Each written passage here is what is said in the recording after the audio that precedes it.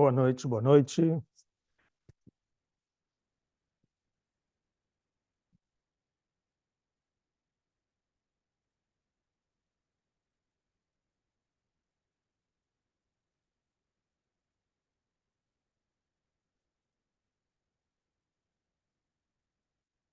Olá, bem-vindos. Vou adicionar aqui o compartilhar a tela e logo esperar o pessoal chegar, dar o tempo de todos entrarem. Ok?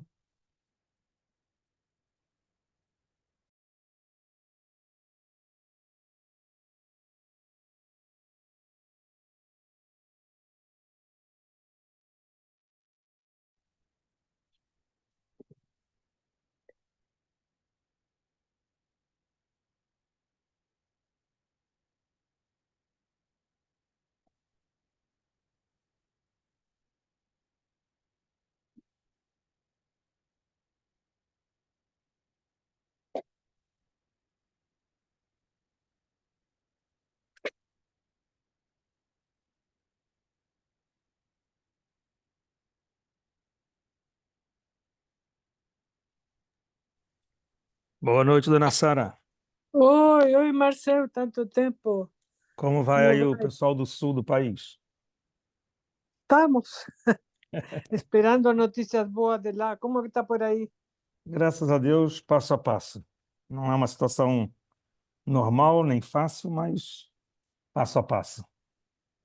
Mas a gente aqui está com o coração apertado por causa das notícias do todo dia, não? É, aqui também não é uma situação Num muito fácil, paraíso, também o né? coração também está apertado para todos, mas a gente, vamos dizer assim, É. não é novidade para o povo de Israel, né? Ah, Nada. não, já. Até estava demorando já, porque cada tanto a gente já está Exato. acostumado. A gente tem, Infelizmente, é, nossa história infelizmente. não é uma coisa muito simples, né? Mas estamos Não, mas acostumados com isso e com isso a gente tem que aprender a viver nossa realidade. mas já realmente temos que aprender. Mas Geração em geração a gente sempre tem essas lições, então, que interessante. O pior que o mundo não quer ver nada. Eles veem é, só o que eles querem. Esse é o pior. esse é um outro problema também grande. Até Biden agora está falando que não deve. O Ah, Biden, mas ele está em ano de eleições, ele tem que falar tudo que é para o eleitorado dele.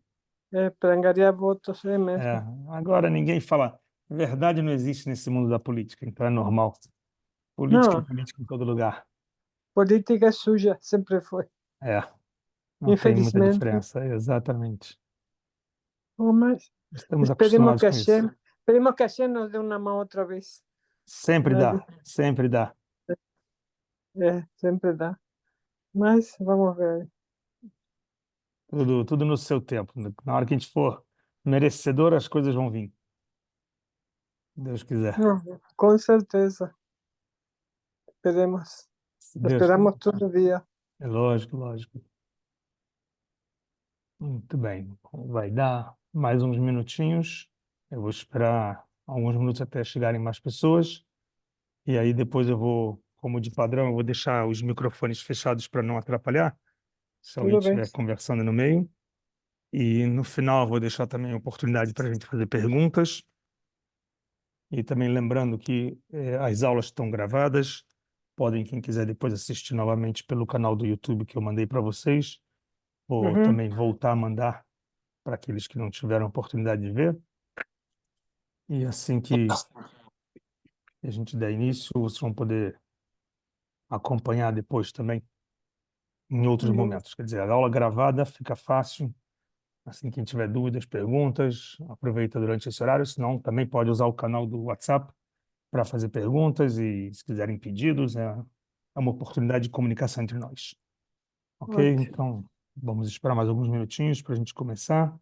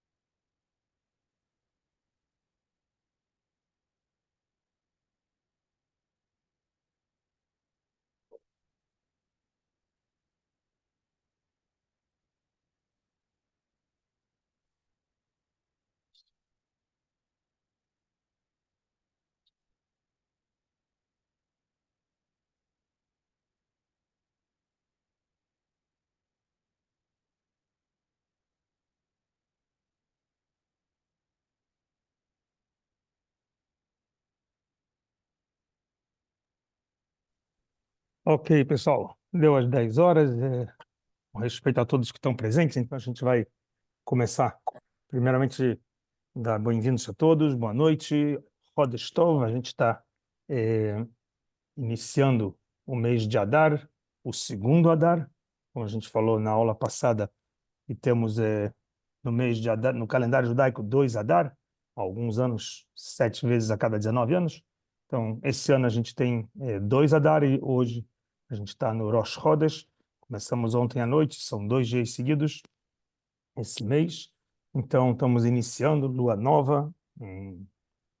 Tenhamos um mês de festas, como está prometido, né? O mês de Adar é um mês festivo, não somente pela festa de Purim, que a gente vai falar hoje, mas também por ser um mês de preparativos para a redenção, como a gente comentou, que é o preparativo para o mês de Nissan, no mês que a gente comemora a liberdade do povo de Israel na saída do Egito.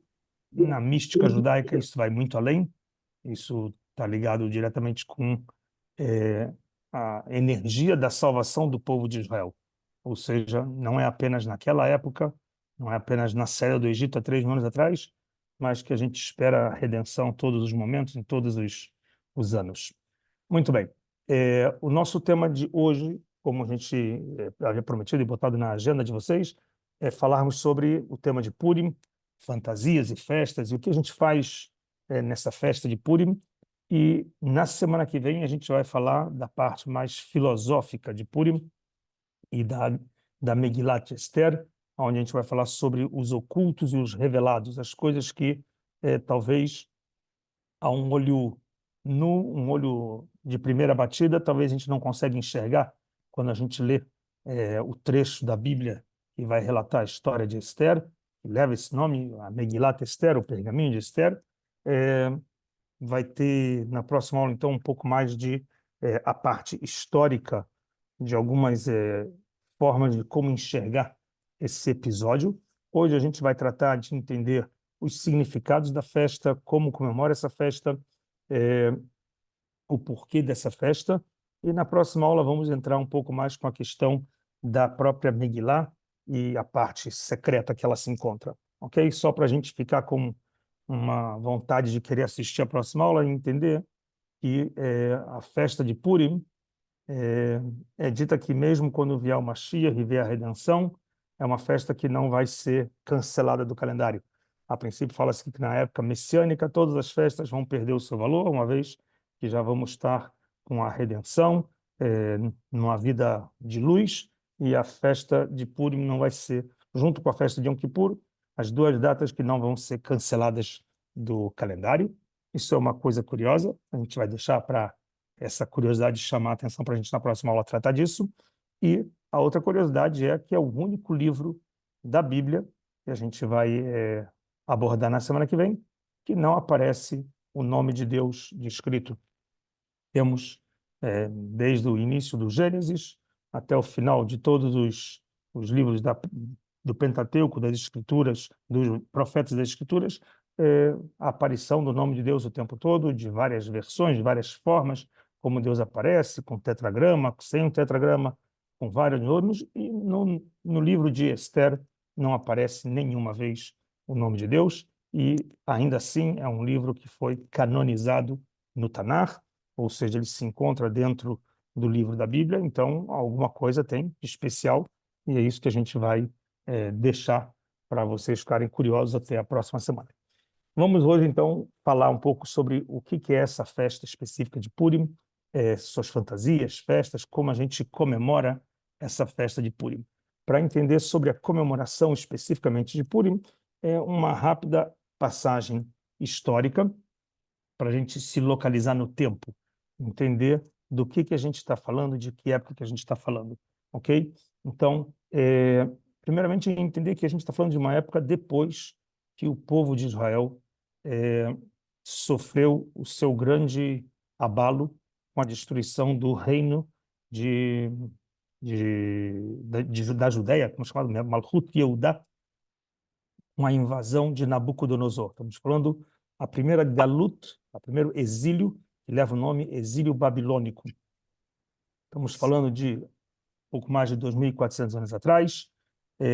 O reino da Judéia vai ser invadido, Jerusalém vai ser destruída, o templo vai ser queimado e os judeus vão ser exilados. Os judeus do reino da Judéia. Importante esclarecer isso. Já existia um primeiro momento que o reino de Israel se dividiu, se quebrou com a morte do período da morte do rei Salomão. O reino de Israel se separou. O norte ficou com 10 tribos, Jerusalém ficou com 2 tribos, Judá e Benjamim. E o reino de Israel ele desaparece, vamos chamar assim, ele vai se perder, vai se assimilar no exílio completamente, e só restou 2 tribos quando retornam para Israel, depois que foram exilados para a Babilônia, e vai ficar conhecido até os dias de hoje como o povo judeu. A gente hoje chama o Estado de Israel, o Estado Israel, mas a princípio a nossa identidade ao longo desses 2.400 anos é a identidade como povo judeu, uma vez que a gente faz parte dos sobreviventes do reino da Judéia. Do reino de Israel. Hoje até podemos dizer que existe, antropologicamente falando, alguns que conseguem identificar, como os judeus da Etiópia ou os judeus da Índia, e seriam parte de, talvez, das 10 tribos perdidas do reino de Israel. Então, nós somos do reino da Judéia, que saiu para o exílio na época do Império Babilônico. E nesse domínio do Império Babilônico, Nabucodonosor, depois da sua morte, na Babilônia vai surgir o sucessor, novo império, aonde vai ser conhecido com o nome de Baltazar. E no período Baltazar, ele, quando assume, ele faz um cálculo rápido, uma passagem interessante, que falava sobre o exílio do povo judeu e que ele calcula como 70 anos de que o povo judeu, de acordo com a profecia, voltaria para Israel. Ele calculou, deu 70 anos e o povo não voltou, então provavelmente o Deus de Israel esqueceu do povo. Então, já é momento de poder, então, assumir o controle sobre tudo que era das obras do templo, ou seja, vai inaugurar nas suas festas os utensílios do templo, vai usar as roupas do Cohen, uma forma de assumir, ou seja, não existe mais o reino de Israel, agora o nosso reino, o nosso império é o mais soberano, nem o Deus de Israel pode controlar isso. E com esse episódio acontece uma passagem bem interessante na Bíblia. Quem já alguma vez leu o livro de Daniel, um episódio onde aparece escrito na parede, dentro do palácio, de que o império dele vai ser ruído. Já estou traduzindo o trecho que é falado em aramaico, que o império dele vai ser ruído e vai ser derrubado pelo Império Persa.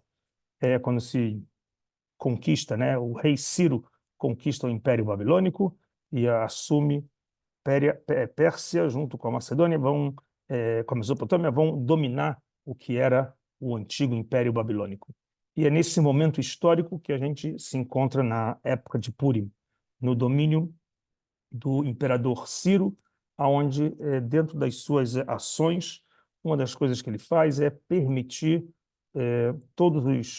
muitos povos que estavam debaixo do seu domínio, do seu controle, uma liberdade de culto, e ele vai permitir aos judeus também o retorno para Jerusalém.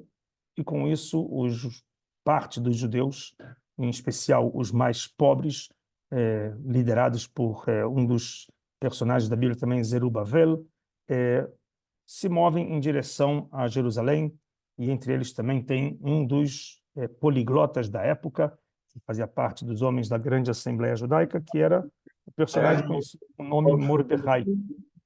Vocês com certeza devem conhecer o nome dele também, citado na história bastante, na parte de Purim.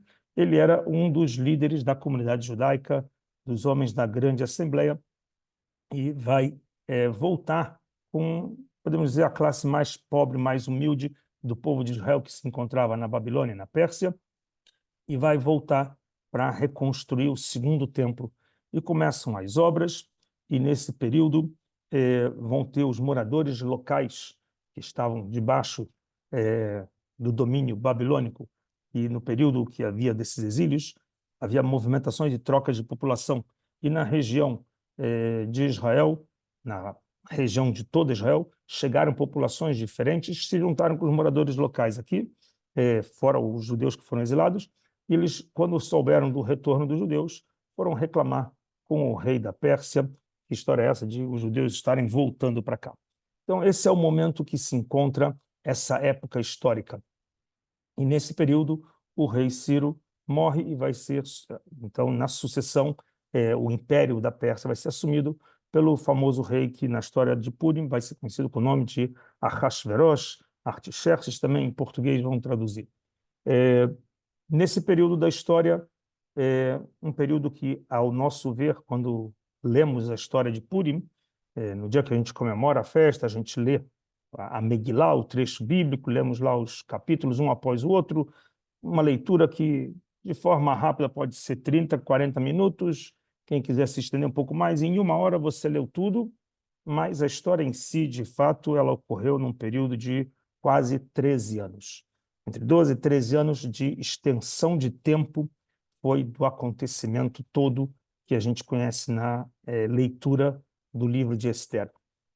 Talvez para muitas pessoas pode parecer, nossa, mas a gente lê isso em uma hora tão rápido, parece que aconteceu tudo de imediato. Mas não foi assim. O tempo de duração desde o início, quando começa a Megilá, Vaib Meia Hashverosh, foram nos tempos de Hashverosh, esse período até o final da Megilá foram quase 13 anos de extensão de tempo, e nesse período aconteceram algumas coisas.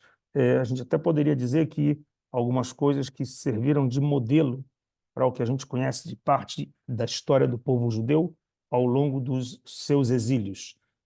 Como esse foi o primeiro exílio do Império de Israel, do Reino da Judéia, esse modelo de exílio vai se repetir e vai servir para a gente até os dias de hoje, como parte de uma, podemos dizer, coexistência entre os judeus e os impérios por onde ele passa, muitas vezes sofrendo do antissemitismo, sofrendo da intolerância, sofrendo da perseguição, algo que a gente, nos dias de hoje, está bem atual, mas é algo que se deu início lá atrás e se repete de forma padrão, com algumas coisas muito interessantes que a gente vai ver também com alguns segredos disso na próxima aula, que estão revelados no livro de Ester.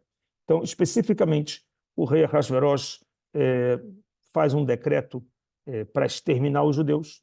Como a gente vê, não é a primeira vez, já tivemos, desde a época do faraó, ou até antes, extermínios ou tentativa de perseguição em matar os judeus. Especificamente aqui vai se dar, pela primeira vez, os judeus no exílio, onde Amã compra ou corrompe ou dá uma propina para o rei Ahasverosh, permitir que faça um decreto, assine um decreto, que era com a intenção de matar homens, mulheres, crianças, assim descreve na Megilá. E Mordecai, que era o líder da comunidade judaica, a pedido de Ester, que nesse momento já se encontrava como a rainha, esposa do rei Ahasverosh. Detalhes também sobre essas questões a gente vai falar com mais cuidado na próxima aula, sobre a história da Megilá. E nesse episódio de que Mordecai reúne, junto com Esther, a comunidade para um chamado, podemos dizer assim, para congregar, em especial as crianças, ok? Para rezarem e pedirem pela Esther que ela tenha sucesso na sua missão, que era tentar persuadir o rei a mudar o decreto. Uma coisa bem curiosa que explicam os nossos sábios é que a gente, dentro do nosso costume do calendário judaico, a gente vai fazer o jejum chamado jejum de Esther, né? Logo daqui a 13 dias, a gente vai estar iniciando os preparativos da festa. O dia que antecede a festa em si é um dia de jejum. Conhecemos como jejum de Esther, mas se a gente analisar com detalhe, na história da Megilá, na história da Bíblia, não se fala de um dia de jejum, e sim a Esther pede para que jejuem 3 dias. ela chama Mordecai e fala: junte as pessoas e rezem por mim, né? Uma vez que eu vou ter que procurar agora o rei e ele nem me procura, eu tenho que ser proativa e ir lá pedir para ele, já que ele não me procura, então orem por mim, rezem por mim, peçam por mim, que eu tenha sucesso. Então, por 3 dias eles fazem jejum. É uma coisa estranha, 3 dias. Primeiro que não é 3 dias, quando a gente fala de jejum, os jejuns bíblicos, tirando o Yom Kippur e o Tisha B'Av, todos os jejuns, quando são falados, são jejuns de dia, ou seja, da aurora, da primeira luz do sol, até o nascer das estrelas, até terminar o dia, ou seja, aproximadamente 12 horas. Não são jejuns de 24 horas. É bem parecido com o que a gente vai ter agora esse mês, o mês do Ramadã. Os muçulmanos vão comemorar, eles fazem 30 dias de jejum. Não é 30 dias sem comer, é 30 dias sem comer de dia. Ou seja, de noite eles comem. Com o pôr do sol, quando acaba o dia, nascer das estrelas, eles rompem com o jejum e vão voltar a jejuar só no amanhecer. E assim eles fazem 30 dias, e assim eram os nossos jejuns, e assim são os nossos jejuns, excluindo, logicamente, Yom Kippur e o dia de Tisha B'Av. Todos os outros jejuns que nós temos no calendário, eles são durante o horário de sol, do nascer do sol até o final do dia, até escurecer. Então, justo esses 3 dias que o Mordecai se reúne com as crianças para rezarem e para jejuarem, é uma curiosidade, se a gente olhar com detalhes da Megilá, está se falando dos dias de Pessah, da noite de Pessah. Por incrível que pareça, na noite de Pessah, praticamente 11 meses antes do decreto que foi dado para matarem os judeus, não vai ter Leila Seder, não vai ter a noite do Pessah. Os judeus vão estar jejuando nesses dias e vão estar rezando para o sucesso da rainha Esther. Uma coisa bem curiosa que questionam muitos pensadores judeus, como assim anular ou dia de festas, jejuar? A gente não jejua em dia de festas, pelo contrário, é um dia de boa comida, tanto jantar quanto almoço, Shabat, Yom Tov, todos os dias de festas, a gente se capricha, se enche com boas refeições, e como vai aqui ficar de jejum? Então é muito interessante que nesse dia era especificamente dito para que nos céus pudessem remover todos os decretos, uma vez que no dia de Pêssar não vai ter judeus louvando para Deus, Deus vai se mobilizar e vai fazer o esforço para lutar por nós contra as forças do Aman ou do Amalek, como assim é representado. Então, é, a história vai se dar com esse momento de Esther conseguir reverter. Na verdade, não é que reverte, e sim consegue um decreto novo para que os judeus possam se defender da ameaça que foi feita do Purim, do sorteio que o Aman fez para um dia especificamente matarem judeus.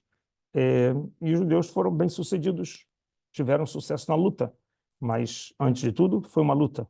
Ou seja, os judeus pegaram em armas, tiveram permissão para pegar em armas e lutarem tanto na cidade de Shushan, quanto em todas as outras 127 reinos ou cidades que estavam debaixo do domínio do Império Persa. E com isso os judeus venceram essa guerra e puderam comemorar. Como eles comemoraram, e no mesmo ano Mordecai pede para escrever essa Megilá, e é de forma bem profética como ela é escrita, junto com Esther, e nessa festa, eles escrevem, nessa Megilá, nesse pergaminho, vai descrever e contar como a gente deve comemorar essa festa. Ou seja, a festa de Purim, ela é um relato onde dentro da própria Megilá nós vamos ter uma descrição de parte das mais importantes de como comemorar esse dia. Os preparativos e as leis que a gente tem especificamente começa, como eu falei, com esse jejum. O jejum acaba se tornando uma ferramenta importante dentro da tradição judaica, a gente vai encontrar isso em vários momentos, também com Yom Kippur, são formas da gente conseguir, como se fosse uma oração, como se fosse se redimir. O jejum é uma ferramenta para pedir que os maus decretos sejam anulados, a forma da gente, de alguma de alguma maneira, como a gente reza e pede para alguma coisa seja benefício nosso, uma ajuda, uma carência que a gente tem. Então, o jejum é uma dessas ferramentas. A gente tem 3 ferramentas, falamos isso também na semana passada. O jejum é uma delas, a oração é outra delas e a caridade é outra delas. Ou seja, temos 3, podemos dizer assim, instrumentos que têm um poder de mudar o destino, de mudar o decreto, o mau decreto. Então, aqui nós jejuamos anualmente, nessa véspera do dia de Purim, no dia anterior à festa de Purim, exatamente para que essa energia de cancelar, mudar, trocar os maus decretos possam vir, uma vez que a gente falou que o mês de Adar é o mês da energia de coisas boas que o povo de Israel tem, é um mês de sorte, então a gente faz nossas orações e a gente pede para que mudem qualquer tipo de decreto ruim e que a gente possa ter um mês de sorte. Então, todos os anos fazemos esse jejum, um jejum desse que é diário, ou seja, do amanhecer até o anoitecer, a gente faz esse jejum. Como a gente comentou, o significado tem a ver com o jejum que foi feito por Esther e por todo o povo da época, os judeus, a comunidade judaica na cidade de Shushan, se reuniram, rezaram, em especial conta que Mordecai congregou as crianças, uma vez que o poder que tem da oração das crianças, pela sua pureza, acaba sendo muito mais forte que dos adultos, e que seria uma forma de conseguir, de alguma forma, amolecer o coração de Deus e a gente ter o perdão. Essa é toda a fórmula que é usada por Mordecai. Uma coisa curiosa, depois que foi feito isso, então a Esther consegue que o rei a receba e ela então, de acordo com o relato bíblico, ela organiza um jantar e depois um outro jantar, onde ela vai então acusar o Aman de estar ameaçando de morte, um decreto de morte todo o povo, e nisso o desenrolar da história. Então esse é o significado principal desse jejum que nós fazemos, uma alusão àqueles 3 dias de jejuns que foram feitos lá na Pérsia, e com isso mudou o decreto. Ok? Então, nos costumes de hoje, a gente tem algumas coisas curiosas que são feitas e que tem a ver também com o fundo de pano que se encontra a comunidade judaica na Pérsia nessa época, quando veio esse decreto. Esse último Shabat, a gente leu na leitura da Torá uma paraxá chamada Shekalim. Shekalim é o plural da moeda shekel. São nesse mês que antecede, um pouco antes de Purim, né, o início de Adar, até o mês de Nissan, até o mês que a gente vai se preparar para a festa de Pessah, a gente costuma fazer 4 leituras de trechos bíblicos a mais. Todo sábado a gente costuma ler um trecho da Torá, e nesse mês que antecede a festa de Pessah, no mês de Adar para Nissan, a gente agrega 4 trechos. O primeiro foi lido esse último sábado, é chamado Parashat Shekalim. A gente lê a história que era quando o povo chegava para o templo, tinha que dar de doação meio shekel, metade da moeda de shekel, para a entrada no templo. E hoje, que não temos o templo, a gente faz isso em forma de doação, damos moeda de meio shekel. Uma coisa muito curiosa, por que meio shekel? Poderia ser um shekel inteiro, mais fácil, porque as pessoas iam trocar a moeda e ficar com meio shekel. Então, por trás disso vem uma coisa muito curiosa.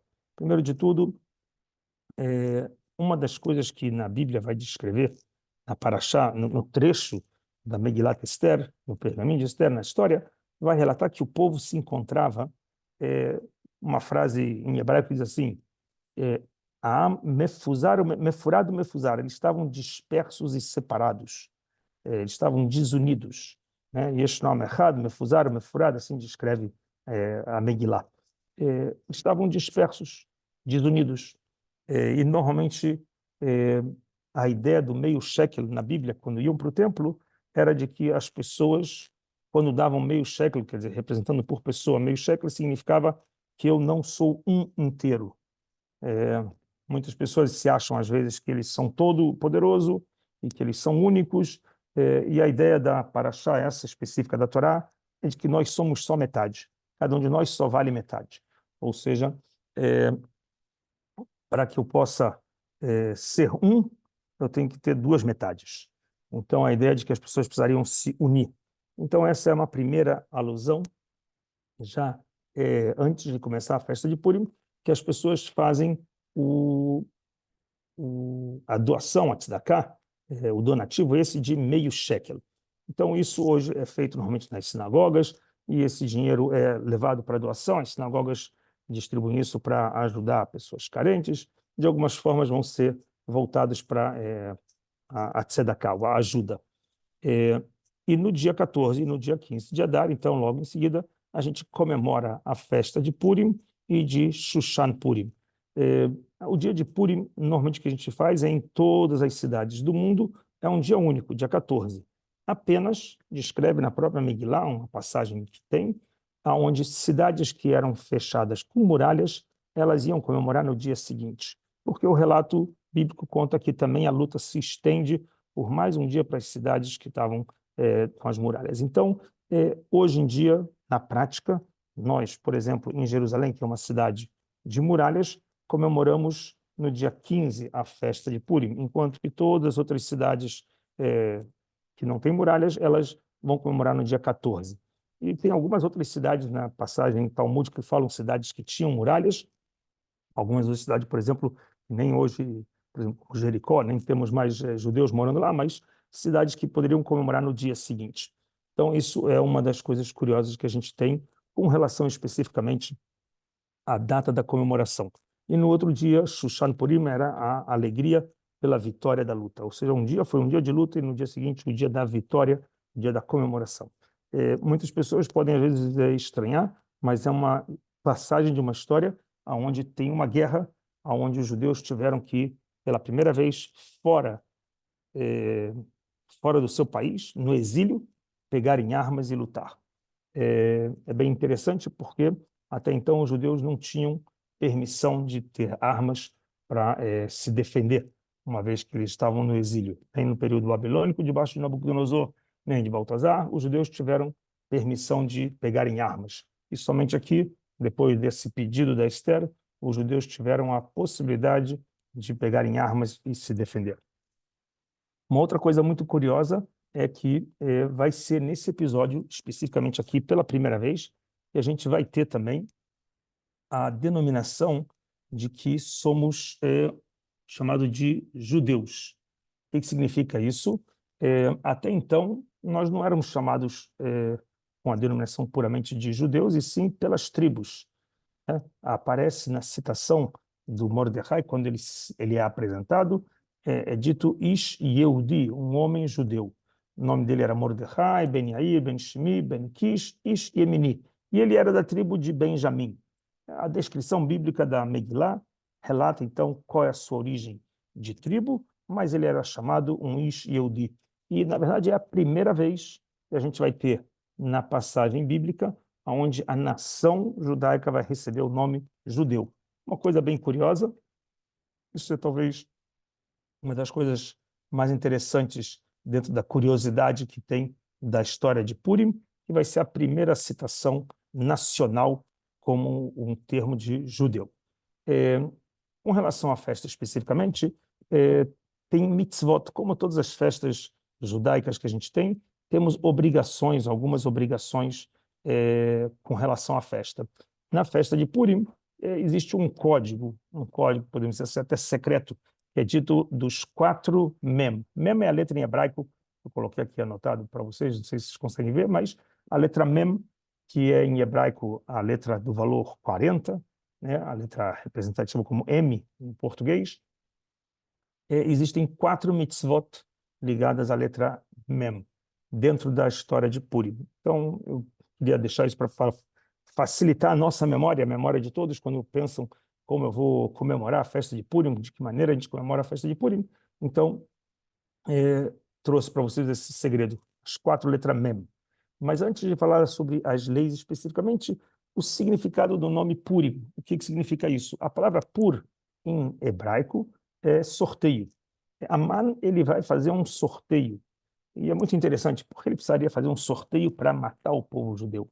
Ele não poderia simplesmente chegar e falar: bom, pessoal, o rei me deu a carta branca, amanhã vamos fazer um alistamento militar e vamos invadir todas as comunidades judaicas que tem dos 127 províncias debaixo do domínio do rei, e vamos queimar sinagogas, e vamos fazer um pogrom, e vamos matar todo mundo. Para que eu precisaria fazer um sorteio para uma data?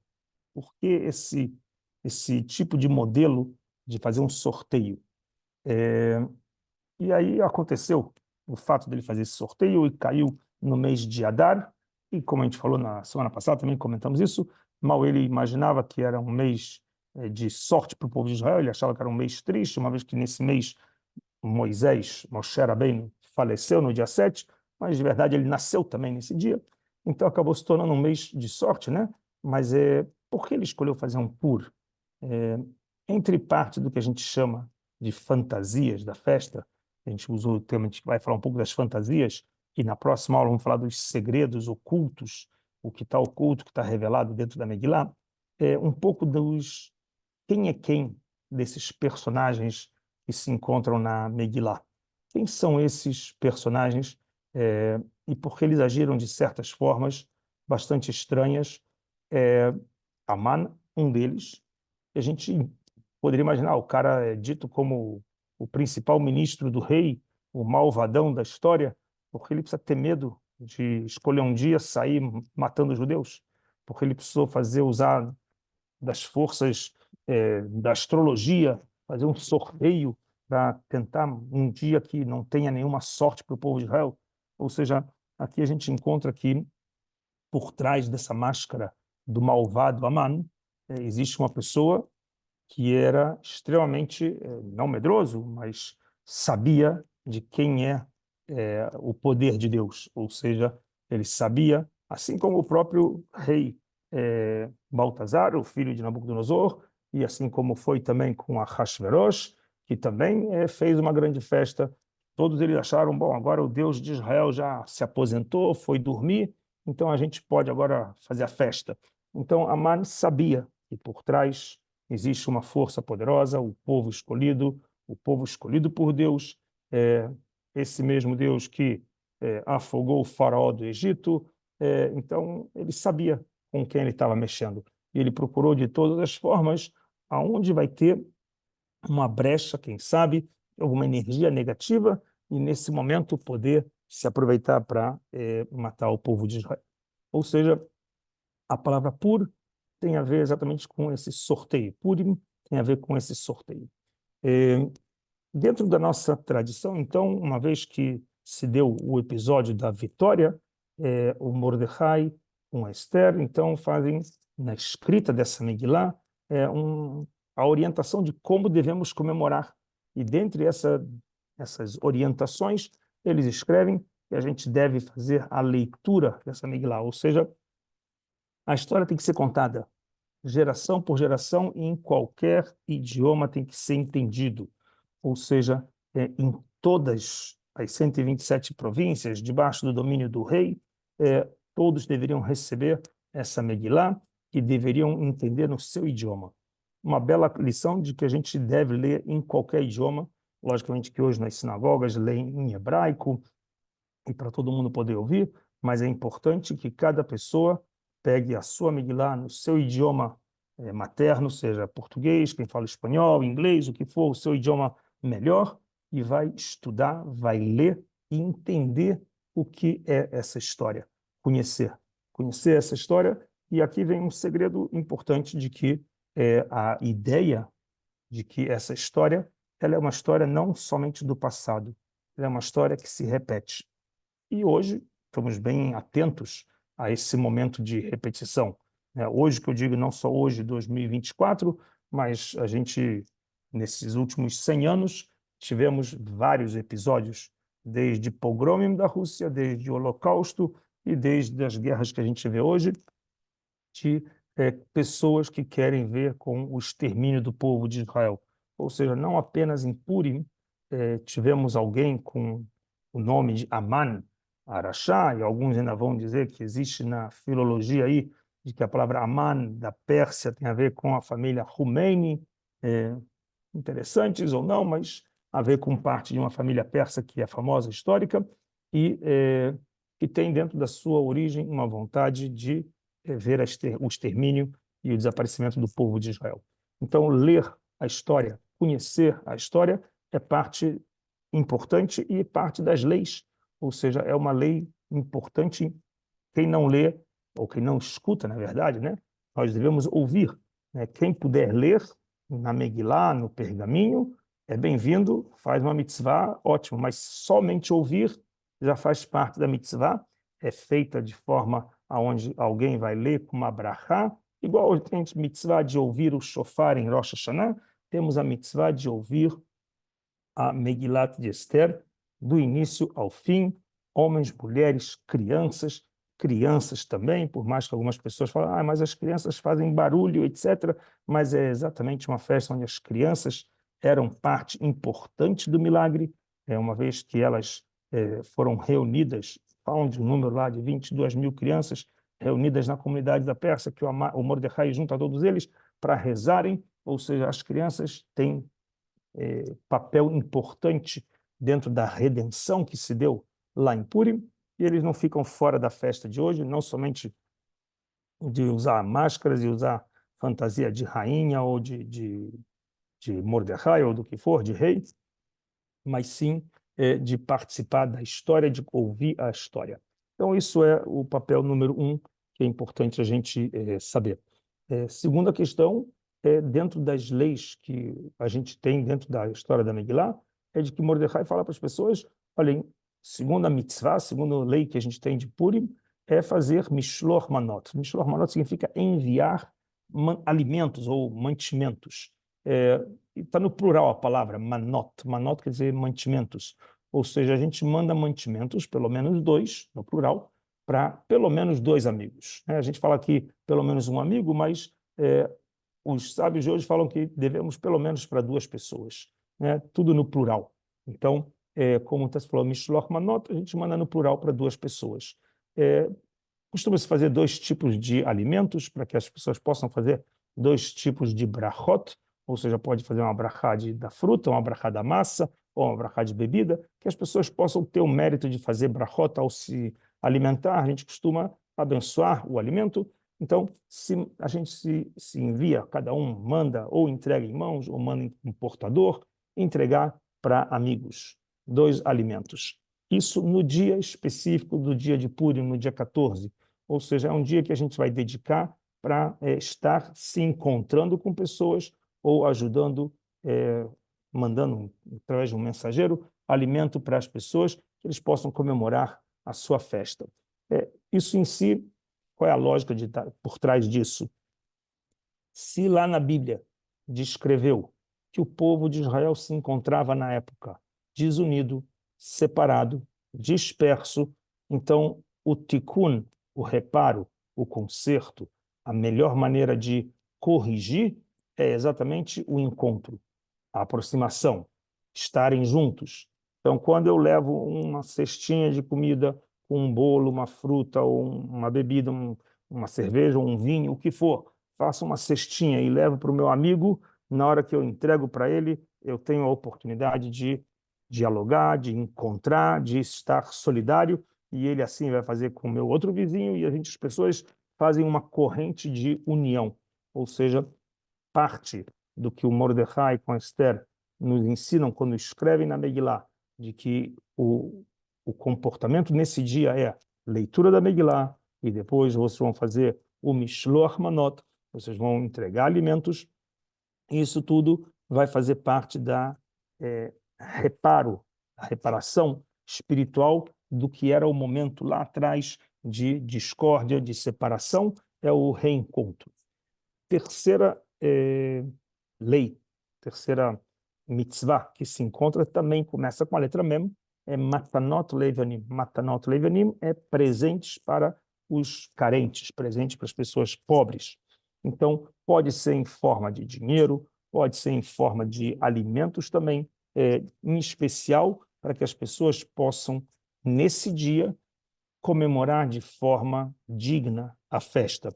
Então, se for dinheiro ou se for alimento, que seja no dia para que as pessoas possam comemorar a quarta mitzvah.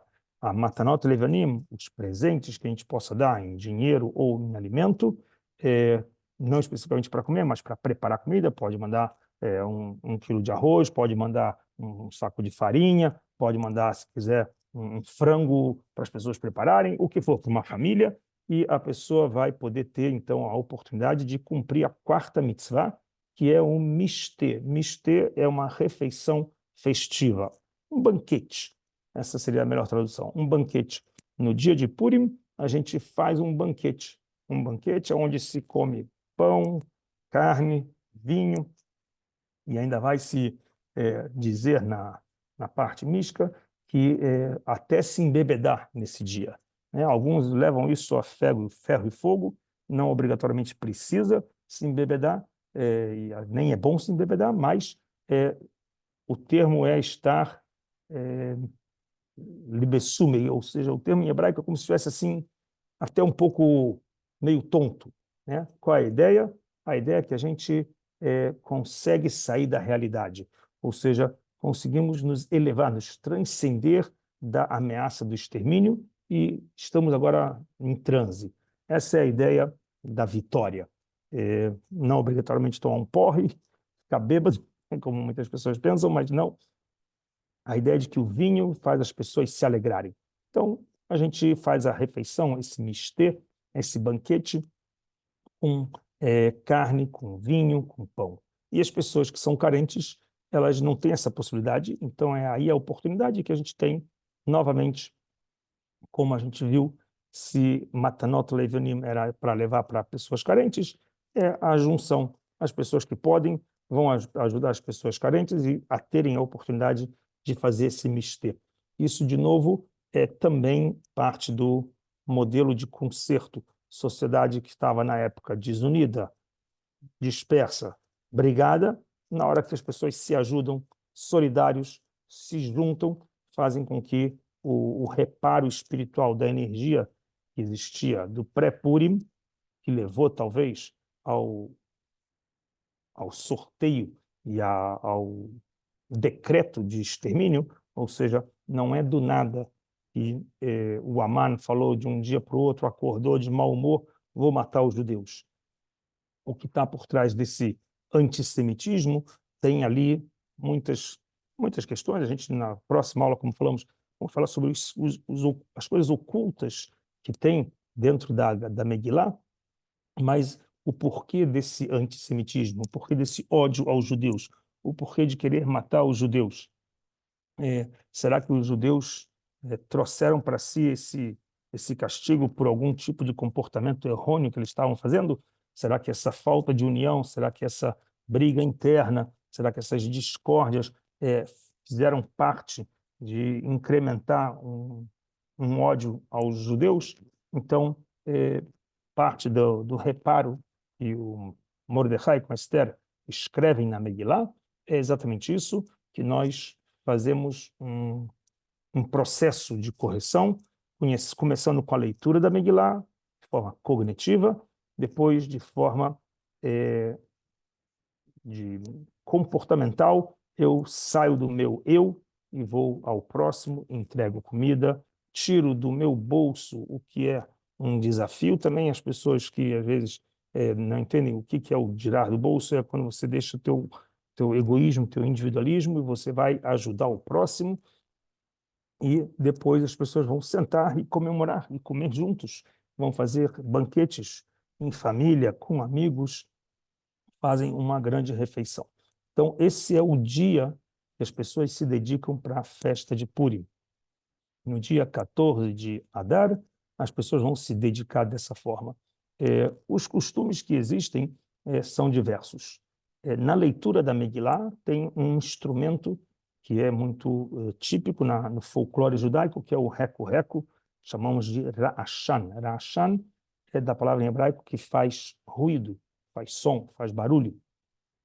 E toda vez que aparece o nome de Aman, as pessoas vão lá e batem nesse rachan, fazem barulho, ou algum instrumento, fazem sons, ruídos.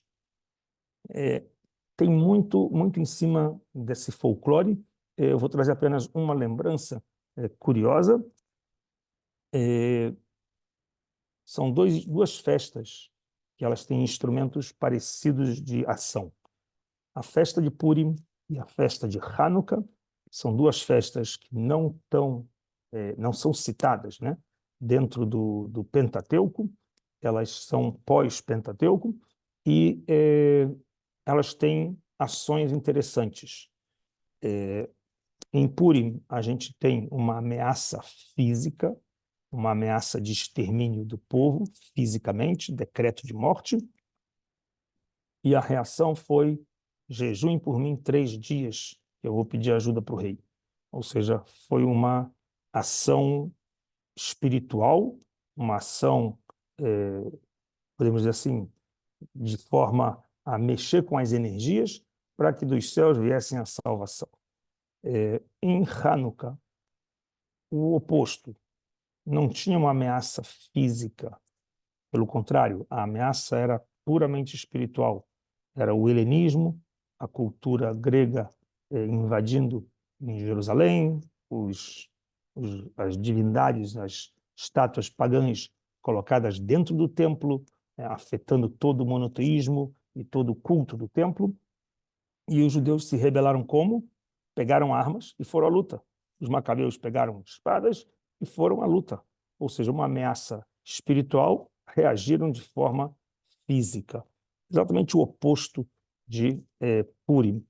E é curiosamente que o instrumento de Hanukkah é o peão, sevivon, o peão. Agora, se vocês olharem um reco-reco e olharem um peão, vocês vão ver que eles são opostos em algumas coisas. Em especial, a forma de como eles se movem. O reco-reco, a gente balança embaixo e ele gira em cima. O sevivon, a gente faz a força em cima e ele gira embaixo. São exatamente opostos. E é exatamente a reação que se teve diferente entre Purim e a festa de Hanukkah. No caso de Purim, a gente teve o reco-reco. A gente aqui faz a nossa parte de oração e Deus lá em cima fez com que os milagres fossem feitos, ou seja, o decreto foi anulado, não anulado, mas foi dado aos judeus a oportunidade de lutar, defender, e ganharam a guerra, né? Também por si só é um milagre. Tem que levar em consideração que é uma minoria contra uma maioria lutando, também parecido com a história de Hanukkah. Então aqui esse instrumento que a gente usa na leitura da Megilá é um instrumento que tem um significado também bem mais do que simplesmente fazer barulho, tem a ver aqui com como que a gente move as energias. A fantasia, que é parte também da festa que acompanha, né, que a gente faz a leitura, as pessoas vão com máscaras, etc. Então, a ideia da fantasia tem a ver exatamente com a nossa próxima aula, que é as coisas que elas estão ocultas. Qual é o papel de uma máscara? Qual é o papel de uma fantasia? As pessoas colocam uma imagem, ou de um palhaço, ou de um rei, ou de uma rainha, ou de um bad boy, de um malvado, né? Ou seja, coloca uma máscara e por trás é outra pessoa. A história de Purim também é isso, porque dentro de toda o pergaminho, a leitura de Esther, o livro Megilat Esther, está tudo mascarado, tudo mascarado. Até mesmo Deus está mascarado. Não aparece, como eu falei, o nome de Deus em nenhum momento. Nem o tetragrama, nem Elohim, nem Eloqueno, nenhum nome de Deus aparece dentro do percorrer da história. Ou seja, a revelação de Deus está oculta, né? A aparição de Deus está oculta dentro de toda essa história. E essa é a ideia das fantasias, como que Deus se fantasiou através de podemos dizer assim, de um histórico de 13 anos, dentro de um episódio da história dos judeus da Pérsia, da relação da comunidade judaica na Pérsia, como Deus está oculto dentro dessa natureza, como se as coisas fossem andando, tudo foi casual, por acaso a Esther foi escolhida como rainha, tudo no por acaso, e não existe acasos. A história de Purim, nossa próxima aula vai ser exatamente sobre isso, sobre os acasos. não exatamente teve acasos, tudo era um plano divino que estava ocultado, estava fantasiado. E é exatamente esse o motivo de que a gente usa na festa a fantasia, porque cada um dos personagens, como a gente falou do Aman, cada um dos personagens, o rei Ahasverosh, o próprio Mordecai, a própria rainha Harvona e todos os personagens, eles se encontravam de alguma forma aparecendo ser uma coisa e eram outra, ou seja, estavam mascarados. E é um pouco disso que a gente vai com detalhes também falar na próxima vez. Algumas das proibições em Purim, é proibido jejuar. Se é um dia de festa, não se jejua. Nos dias de festa a gente não jejua, nem no Shabat. Em geral, dias de festa não se faz jejum. Nesse dia de Purim a gente também não vai fazer jejum. Pelo contrário, a gente vai se dedicar parte do dia para preparativos de um grande banquete. As pessoas vão, depois da leitura da Megillah, procurar estar preparando os seus alimentos para trocar com as pessoas, mandar para as pessoas carentes e se preparar para um banquete. Então, nesse dia, as pessoas evitam planejamentos de agenda, evitam trabalho, adiam o máximo que pode para o final do dia, se é que aqueles que beberam muito vão ter forças para o final do dia, mas vão se dedicar para um almoço festivo que vai se estender até o final do dia. Então, esses são os nossos detalhes do dia a dia desses dias de festa. É importante, só mais uma coisinha que eu queria trazer para vocês, é que na festa de Purim tem algumas coisas curiosas que elas vão estar trazendo em relação aos dias modernos. Se é a ideia de uma ameaça de extermínio de pessoas com ódio ao povo de Israel, paralelo a isso, a gente vê que na história, depois que o episódio se deu e a comunidade judaica se salvou, Mordecai se tornou o homem mais importante do império, como o ministro mais próximo do rei. A rainha Esther continuou vivendo como rainha dentro da Pérsia, vai ter um filho com o rei Ahasverosh, filho Darius, e parte dos judeus vão continuar vivendo na Pérsia e uma outra parte vai voltar ao projeto que tinha na época do Império com o rei Ciro começado, de retornar a Jerusalém e reconstruir o segundo templo.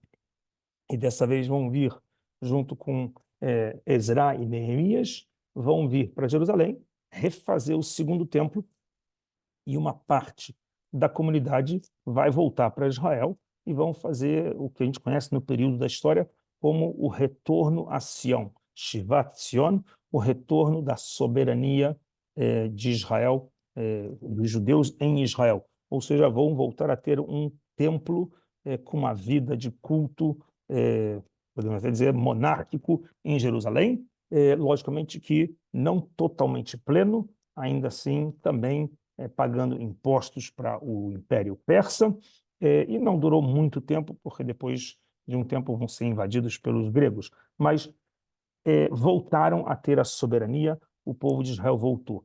Curiosamente, a gente vê que isso se deu não com todo o povo de Israel, não todos apoiaram o estar Mordecai e Esther no exílio, acharam que eles também deveriam vir, uma crítica que a Megillah traz no final, que nem todos apoiaram, acreditavam que Mordecai deveria liderar o povo junto com Esther e dar tchau para a Pérsia e vir todo mundo de sionismo, vamos para Israel.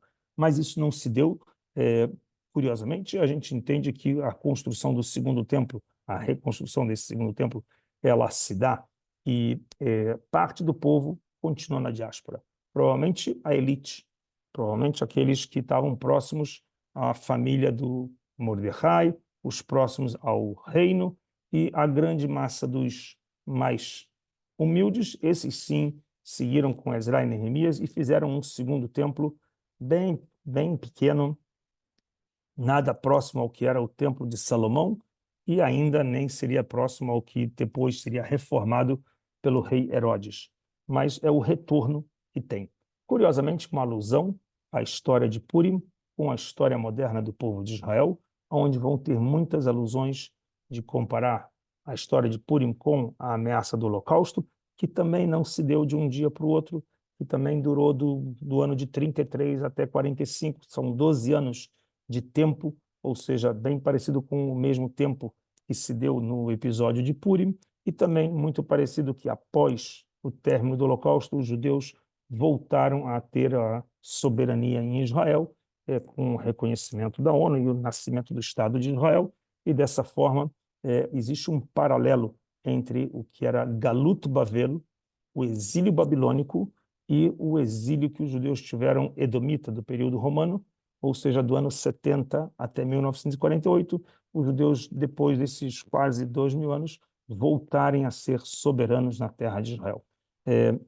Então, existe uma forma de pensar entre a festa de Purim, de ser uma festa bem atual entre o exílio dos judeus sem a soberania e o retorno à soberania, assim como o Holocausto, os judeus no exílio, dispersos, levados a um decreto de um extermínio, e eles então também lutaram, não podemos esquecer isso, que os judeus não foram como carneirinhos para o abate, muitos episódios de resistência judaica, lutaram, e os sobreviventes, parte grande deles, vêm para Israel e fazem nascer um novo Estado. Então, é uma alusão entre as duas festas, e isso parece que é uma energia que se repete, por isso que muitos hoje falam, e hoje, 76 anos depois, vivemos quase que a mesma história de uma luta pela independência, ou seja, perante o mundo todo, que ainda não reconhece o direito do Estado de Israel existir, dos judeus se defenderem, e a ameaça que os judeus têm pelo mundo afora. Parece que, novamente, a história vem trazendo suas relembranças. Então, esse foi o nosso dia de hoje com a história de Purim. Se vocês quiserem perguntar, fiquem à vontade. E a gente tem, na próxima semana, os detalhes um pouco mais da própria leitura, com alguns segredos da história de Esther, olhando nos trechos da Megilá. Fiquem à vontade se quiserem perguntar, seja aqui ou pelo WhatsApp também.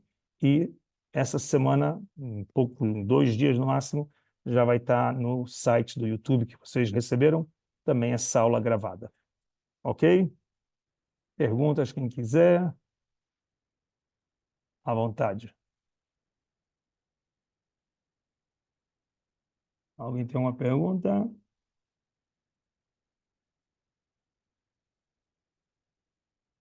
Os microfones estão desativados. Se alguém quiser perguntar, senão a gente se despede com muito prazer para a próxima semana se encontrar. Obrigada, muito obrigada. Até a Obrigado, Ana próxima. Sara. Até a próxima. Lembranças para a Até a família. próxima. Obrigado, então, a todos. E quem quiser comentar, fiquem à vontade pelo WhatsApp, a gente está à disposição. Ok? Uma boa Obrigada. noite para vocês. Boa noite. Roda Estov Tchau. para todo mundo. Um bom mês. Obrigado. Obrigado.